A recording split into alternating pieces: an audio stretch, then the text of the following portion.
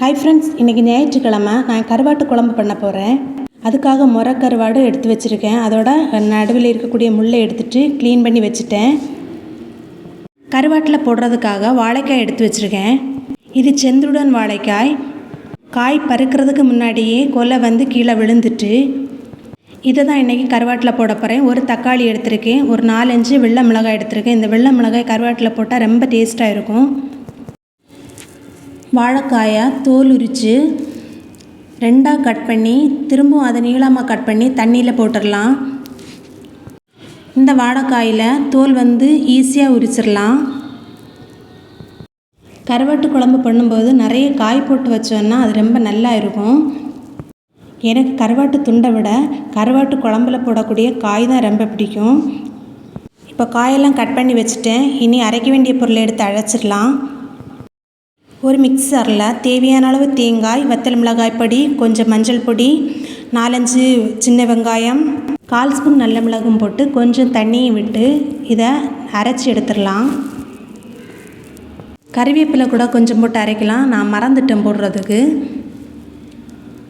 இப்போ நான் நல்லா அரைச்சி எடுத்துட்டேன். நான் இன்றைக்கி கருவாட்டு குழம்பு மண்சட்டியில் தான் பண்ண போகிறேன். இந்த க்ளீன் பண்ணி வச்சுட்ட கருவாடை எடுத்துட்டேன். அதில் கட் பண்ணி வச்சுருந்த தக்காளி, வெள்ளை மிளகாய், கட் பண்ணி தண்ணியில் போட்டு வச்சுருந்த வாழைக்காயும் இதில் சேர்த்துட்டேன். அரைச்சி வச்சு அரைப்பையும் அதில் சேர்த்துருக்கேன். கொஞ்சமாக தான் உப்பு போட்டிருக்கேன். பொதுவாக கருவாட்டில் உப்பு இருக்கும், ஆனால் முறை கருவாட்டில் உப்பு குறைவாக தான் இருக்கும். நான் கொதித்த பிறகு போடலான்னு சொல்லி கொஞ்சமாக உப்பு போட்டிருக்கேன். தேவையான அளவு தண்ணியை விட்டு நல்லா கலந்துட்டேன். இதை இனி அடுப்பில் வச்சிடலாம். ஒரு மூடி போட்டு அடுப்பில் வச்சுட்டேன். நல்ல கொதி வரட்டும்.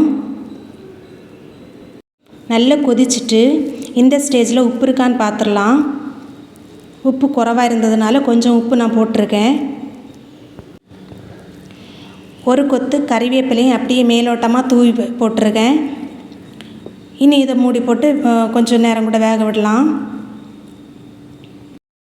இப்போ பார்த்தீங்கன்னா எனக்கு பிடிச்ச கருவாட்டு குழம்பு ரெடி ஆயிட்டு.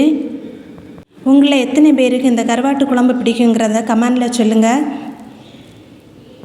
சாப்பாட்டுக்கு இந்த கருவாட்டு குழம்பே போதுமானது, வேறு எதுவுமே தேவையில்லை.